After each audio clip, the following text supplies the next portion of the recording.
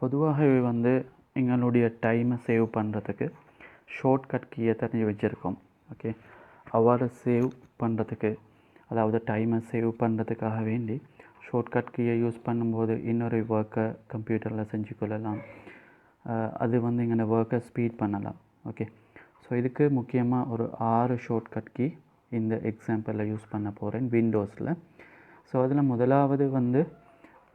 முதலாவதாக ஒருவேளை நீங்கள் நிறைய ப்ரோக்ராம் ஓப்பன் பண்ணியிருக்கலாம். இந்த எக்ஸாம்பிள் நான் Microsoft Word, Microsoft Excel, PowerPoint போன்றதை நான் ஓப்பன் பண்ணியிருக்கேன்.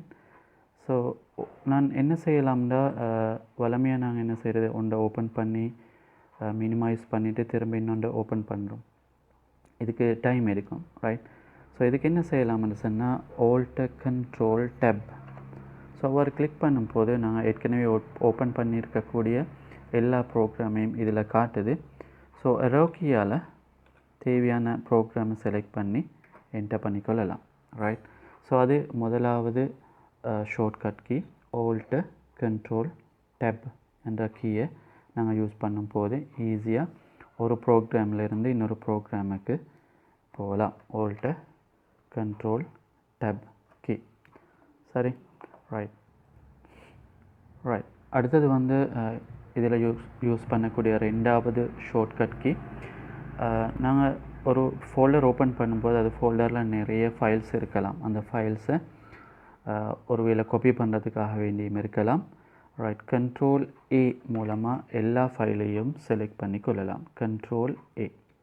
கண்ட்ரோல் கீயோடு A கிளிக் பண்ணும்போது எல்லா ஃபோல்டரையும் செலக்ட் பண்ணி கொள்ளலாம். அது ரெண்டாவது ஷார்ட்கட். மூன்றாவது வந்து நான் யூஸ் பண்ணக்கூடியது வந்து இந்த எக்ஸாம்பிளில் யூஸ் பண்ணக்கூடியது இந்த விண்டோஸ் கீன்றது. ஸோ இந்த விண்டோஸ் கீபோர்டில் இந்த கோர்னரில் இருக்கும் பொதுவாக, ரைட்? அந்த விண்டோஸ் கீயோடு எனக்கு இந்த டாஸ்க் பாரில் இருக்கக்கூடிய ப்ரோக்ராமை ஓப்பன் பண்ணணும், ரைட்? டாஸ்க் பாரில் நான் ஷார்ட்கட் வச்சுருக்கேன். அந்த டாஸ்க் பாரில் ஓப்பன் பண்ண வேணுமெண்டா, அதாவது விண்டோஸ் கீயோடு இந்த நம்பர்ஸ், இந்த சைடில் வரக்கூடிய நம்பர் இல்லை கீபோர்டில், இந்த நம்பர்ஸை எனக்கு 1 by 1, அதாவது இது முதலாவது இருக்குது, நம்பர் 1 எடுத்துக்கொள்ளலாம், நம்பர் 2, நம்பர் 3, நம்பர் 4, நம்பர் 5 எடுத்துக்கொள்ளலாம். ஸோ அப்போ இந்த டாஸ்க் பாரில் வந்து நான் விண்டோஸ் கீயோடு நம்பர் 1 கிளிக் பண்ணுறேன், ரைட்? இந்த ஃபோல்டர்ன்றது நம்பர் 1 இருக்கக்கூடிய இந்த ஃபோல்டர் ஓப்பன் ஆகிருக்கு. ஸோ அதே போல் நம்பர் 2ன்னு சொன்னால் இந்த எக்ஸ்ப்ளோரர் ஓப்பன் ஆகும். ஸோ இது வந்து அடுத்ததாக நான் சொல்லக்கூடிய மூன்றாவதாக சொல்லக்கூடிய ஷார்ட்கட் கீ. அடுத்தது வந்து நாலாவதாக யூஸ் பண்ணக்கூடிய ஷார்ட்கட் கீ தான். நிறைய நேரம் வந்து நாங்கள் கம்ப்யூட்டரை ஓப்பன் பண்ணோம். அதாவது கம்ப்யூட்டர்னு சொல்லக்கூடியதை விண்டோஸ் போயிட்டு இந்த கம்ப்யூட்டர் போயிட்டு தான் நிறைய டேட்டாஸ், அதாவது எங்களுடைய சேவ் பண்ணியிருக்கக்கூடிய இடத்துக்கு போகும், ரைட்? அதுக்கு ஷார்ட்கட்டை எடுத்துக்கொள்ளலாம். விண்டோஸ் கீயோடு, அதாவது இந்த விண்டோஸ் கீயோட இ என்ற சொல், விண்டோஸ் கீயோட இ, ரைட்? ஸோ இந்த இடத்துல பார்க்கலாம், விண்டோஸ் கீயோட ஷார்ட்கட்டில் இ என்று கிளிக் பண்ணும்போது ஓப்பன் ஆகிருச்சு. அது நாலாவது சொல்லக்கூடியது.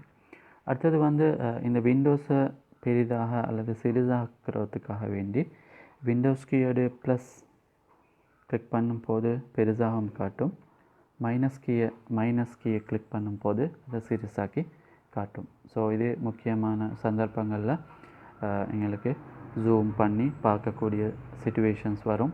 ஸோ அதுக்கு யூஸ் பண்ணக்கூடியது. கடைசியாக வந்து ஒரே நேரத்தில் நாங்கள் நிறைய சாஃப்ட்வேர் ஓப்பன் பண்ணியிருப்போம், இவ்வாறு ஓப்பன் பண்ணியிருப்போம் ஒரே நேரத்தில் 4, 5, 6ன்னு சொல்லி. ஸோ நாங்கள் டெஸ்க்டாப்புக்கு வர வேணும்னு சொன்னால் 1 by 1 இதை மினிமைஸ் பண்ணி தான் பார்க்க வேண்டிய சிச்சுவேஷன்ஸ் வரும். ஸோ அதுக்கு பதிலாக என்ன செய்யலாம்னா, விண்டோஸ் கீயோட எம் கிளிக் பண்ணினா ஒரே அடியாக டெஸ்க்டாப்புக்கு வருது. விண்டோஸ் கீயோட எம் என்ற சொல்ல நான் கிளிக் பண்ணினால் ஒரே அடியாக விண்டோஸ் கீ டெஸ்க்டாப்புக்கு வருது. இது நாங்கள் பார்க்கக்கூடிய 6வது ஷார்ட்கட் கீ. ஸோ இந்த இடத்துல நாங்கள் 6 விண்டோஸில் யூஸ் பண்ணக்கூடிய ஷார்ட்கட் கீயை பார்த்தோம். ஸோ இந்த வீடியோ பிடிச்சிருந்தால் லைக் பண்ணுங்கள், ஷேர் பண்ணுங்கள். சப்ஸ்கிரைப் பண்ணாதவங்க சப்ஸ்கிரைப் பண்ணுங்கள்.